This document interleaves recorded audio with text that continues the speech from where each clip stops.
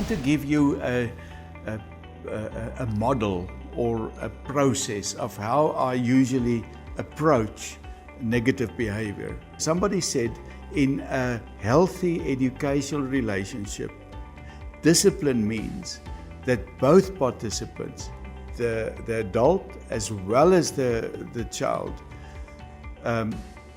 look for the truth in every situation. So that means that in every situation I'm in, together with the child, we try to look at the context, find the truth in it, and find the best reaction or best action to support that context.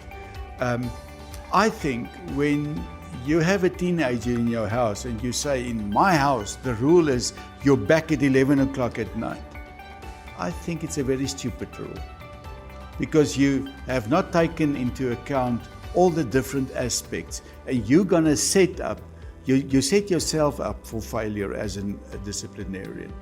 What I would do is to say, let us ask a few questions. Who are you going with? Where are you going? What are you going to do? And what will be a good time to be back after you've considered everything? If they say, I'm going with my uncle to a church function and it's in Johannesburg, we might end up saying, listen, I think with the traveling and everything that you're going to do, I think 12 o'clock or 1 o'clock will be an acceptable time, because the value for me is your safety and keeping me informed of where you are. How are we going to do that? Then we get to a mutual agreement. I remember a day that my son was in grade 11, coming to me saying he wants to attend a birthday party. And I've asked the question, whose birthday party? And he mentioned the name of a girl that really made me very, very concerned, even scared. I couldn't believe that my son even knew that girl, and he wanted to attend a birthday party. So I said, who are you going with? And he mentioned the name of his friend, and I knew the friend's father very well, so I phoned the friend's father and I said, listen, what are we going to do here so that we can get a good educational outcome? And so we said, well, we know that you're not friends. It's very strange that you want to attend this birthday party. As a good Christian, what do you think? Will the Lord allow you to go? You know what? So we sent them to go and think about it. They came back saying the Lord said yes, they can go. So we got together again and said, what is your mission? What is your purpose? What are you going to do there? It was a time where there were a few newspaper articles of learners from a specific school that would have a party, and it would be gatecrashed by another school, and there was a fight. And I said, listen, where this party is, they're not just fighting with their bare fists. They have different weapons there, so I'm concerned. So they told us about their desire to just communicate their acceptance to this girl, and to the fact that if they give attention to her, that she will change also the view that she has about herself. And we understand it. We understood it, and we said, listen, but what are we going to do to address our concern as parents regarding safety and communication? So we've decided that I will take them, I will drop them at a specific time. And we said at that time, they said, I can come and fetch them. And right through during that time, they would SMS me every 3/4 of an hour, Dad, we're okay, don't worry.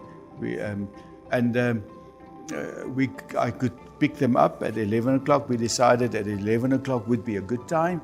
I convinced them to understand that it's after 11 at a party like that, the demons come in and all the angels go. So they went with the angels, that I was very grateful for. And so we got to a win-win, but they went with the assessment of the situation and finding a good win-win application of values. That I think was a very educational experience. So let us get to the discipline process that I want to explain to you quickly. Let us understand that negative behavior always breaks a relationship, because that is what negative behavior does. Somebody gets hurt. And we want to see that through this addressing and confrontation of this negative experience, that we will end up in a restoration of a relationship. So how do we start? We start with a confrontation. Let's say a boy brings his soccer ball to school and they're playing soccer during break.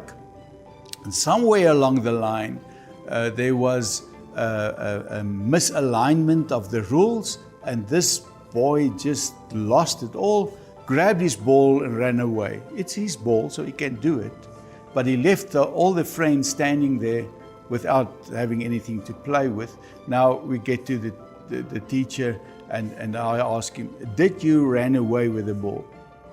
He wouldn't just say yes. It would be yes, because they didn't want to play according to the rules, or yes, they destroyed, they changed the rules halfway through, or it's my ball, I can do it. Yes, it's true, but did you do that? I have to use time to get him to a point where he says, yes, I did that part. So I do it by saying, I know the others also did things wrong, and I will deal with that. Can we agree that you accept responsibility for this part of the action? Usually he will say yes. Can I just say, before I continue, if you want to confront the situation, make sure that you are ready for it. Make sure that you have eaten enough, because if you're angry, you're not going to address this situation constructively. So make sure that you have nothing that will, you must be in the best shape possible. Secondly, make sure that that you have time, because if you start this process, you cannot stop it. And in the third place, make sure that you don't have any other distractions, and that you are emotionally focused. If something has disturbed you and you're not ready yet, don't get into this situation then. Rather leave it, because you're going to mess it up. You're going to destroy this. So in the first place, make sure that you have eaten, make sure that you're not tired, make sure that you have time, and make sure that you are emotionally capable of focusing on this problem. So now you have this child to say, yes, I did this. Then comes a very important step. If he says, yes, I did, you know that he took responsibility for that. Now we need to discuss the situation.